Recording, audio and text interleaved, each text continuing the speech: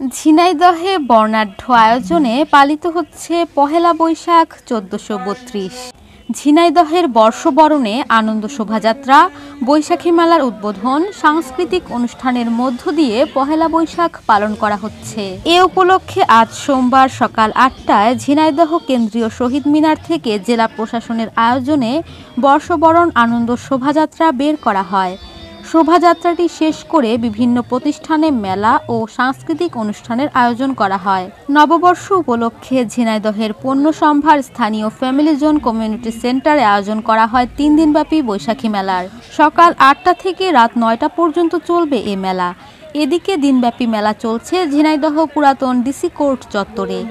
এছাড়াও সরকারি কেসি কলেজে সাপ খেলা ও সাংস্কৃতিক অনুষ্ঠান চলছে। নিউজ ডেস্ক, মাল্টিমিডিয়া, আমার দেশ আমার কথা।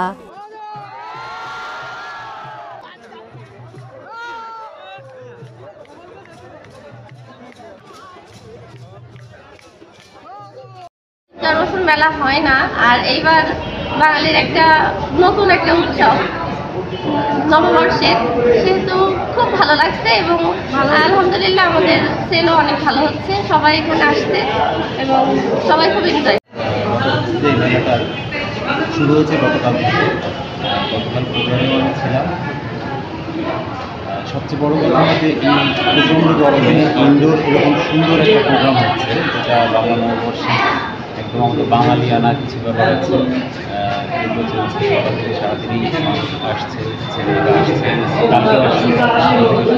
আর সর্বোপরি এই যে পরিবেশটা গরমের মধ্যে নববর্ষকে ধারণ করার জন্য এই পরিবেশটা যথেষ্ট মনে হয়েছে।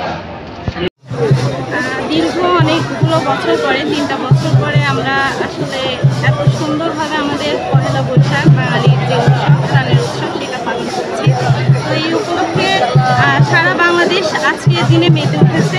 তো তারই ধারাবাহিকতায় আমাদের প্রিয় কলেজ ঝিনাইদহ সরকারি কেশবচন্দ্র কলেজ, কলেজে বিভিন্ন ধরনের সাংস্কৃতিক সামাজিক অনুষ্ঠানের আয়োজন করা হয়েছে।